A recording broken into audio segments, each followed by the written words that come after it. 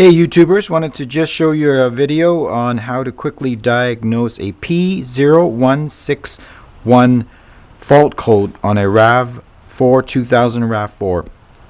So what this is pointing to is the bank 2 sensor to oxygen sensor where the heating circuit has malfunctioned. Oxygen sensors have a heating element that heats it up right away to a temperature that allows it to operate and burn off emissions at the start of your engine cycle when you first start it up.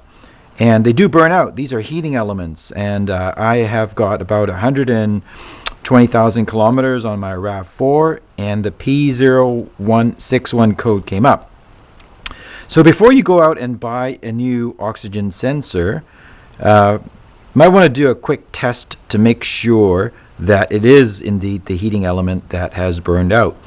So this particular oxygen sensor is located down below on the catalytic converter on the left hand side, which is the passenger side. And if you trace the wires back up in here into the engine compartment, for me it is this one on the left hand side.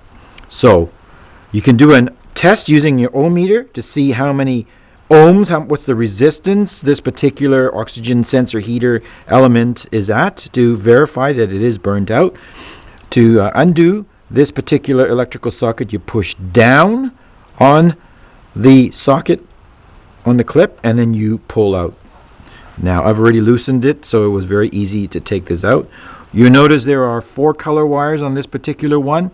The heating element are always the 2 black colored wires.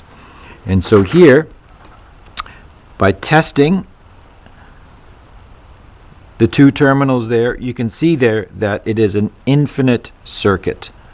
So I have verified that it is indeed the socket that is burned out. Now I did buy a brand new one, which is right here. And this particular oxygen sensor is right out of the box. And there are 2 black wires here. And when you test the resistance of the 2 black wires, the heating circuit typically should show you about 10 or 15 ohms. It's almost like, and there you have it. This one particular is 14 ohms, if you can see that on the ohm meter. Okay? So now it's just a matter of removing it and putting this new one back on. I'm going to show you how to do that very quickly. Alright, so to remove and then reinstall the oxygen sensor, I already have my car on a hoist here, and I just want to get underneath there and show you that. So underneath the car there are 3 bolts here that you have to remove.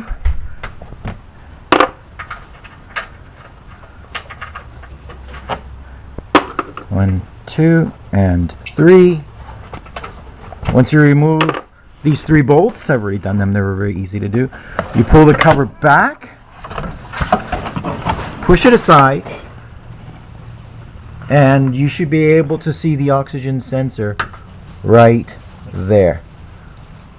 That is the lower passenger side oxygen sensor, O2, bank 2 sensor 2. So I've already purchased from Amazon, and you can get this from Napa, any of the auto parts store, a oxygen sensor socket. You see there's a slot in the side there, and that's because it allows you to go through the wire and into the oxygen sensor to loosen it. Okay, so it goes on like that, and then the next thing you need is just your normal socket wrench set.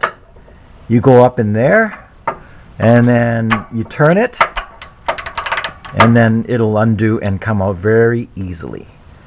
So I just wanted to show you how to remove the oxygen sensor, and the installation will be exactly the opposite when you put everything back. Keep in mind though that for oxygen sensors,